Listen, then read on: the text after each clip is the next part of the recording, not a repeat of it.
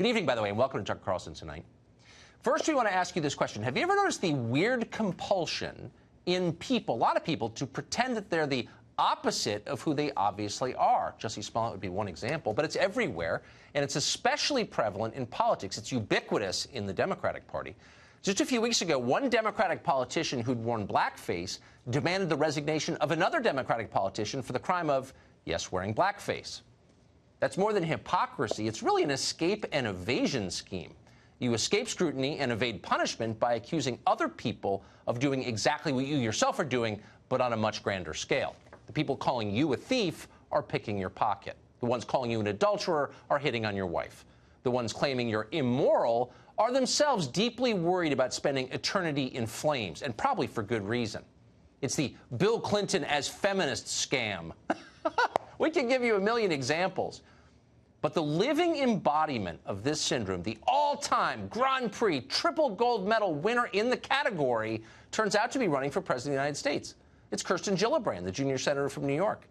Now, Gillibrand is interesting not because there's a chance she will become the president. She won't. Gillibrand is fascinating because she so perfectly embodies the attitudes and the vanities of the modern Democratic Party and of our ruling class more broadly. If you want to know what they're thinking in the faculty lounge at Wesleyan, or out in Silicon Valley, or in Hollywood, watch Kirsten Gillibrand. She's who they all are. Like all of them, Gillibrand rarely utters a sentence anymore without some form of moral judgment. She appears to have retired from politics, actually. She's a preacher now. This country was founded on some basic moral principles, that we have a moral compass as a nation. Our morality as a country is literally on a knife's edge. For me, it's really a moral question. For me, it's very much a moral question. I've been called to fight as hard as I possibly can to restore that moral integrity, that moral decency. Moral integrity, moral decency. It would be interesting to know if Gillibrand gave that lecture to her old friend Harvey Weinstein, or to her pal, disgraced New York Attorney General Eric Schneiderman. Schneiderman, by the way, now stands accused of beating women and calling his Sri Lankan girlfriend a, quote, brown slave. Did she mention that to him? Did the question of moral principles ever come up during the time that Gillibrand spent with her mentor, Bill Clinton? Probably not.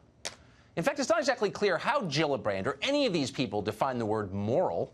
A couple of months ago, Gillibrand gave us a hint. Our future, she wrote in a tweet, is, quote, female, intersectional, powered by our belief in one another.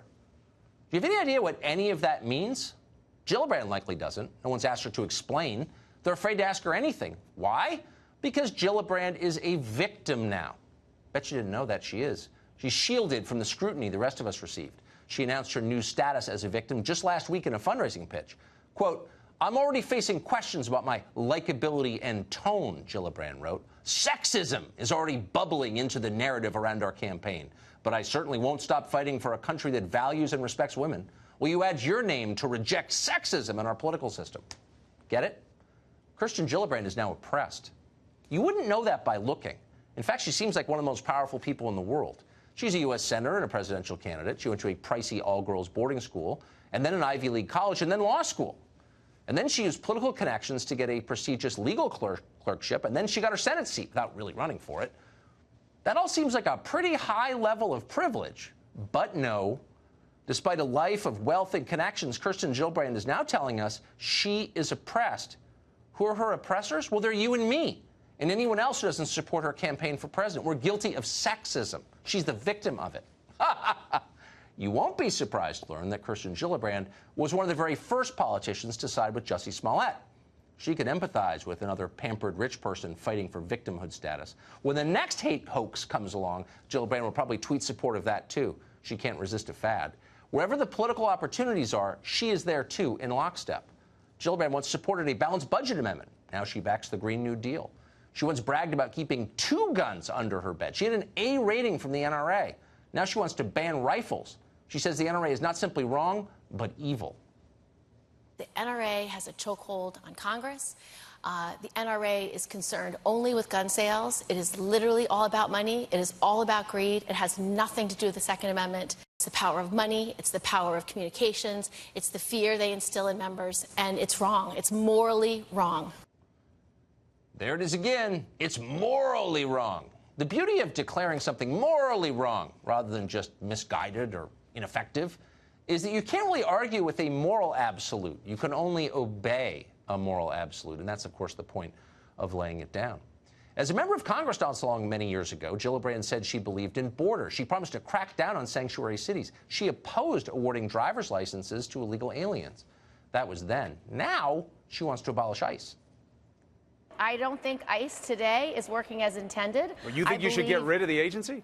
I believe that it has become a deportation force, and I think you should separate the criminal justice from the immigration issues, and I think you should reimagine ICE. That's why I believe you should get rid of it, start over, reimagine it, and build something that actually works. You can see her trying to remember the talking points there. Don't get them confused. Reimagine ICE.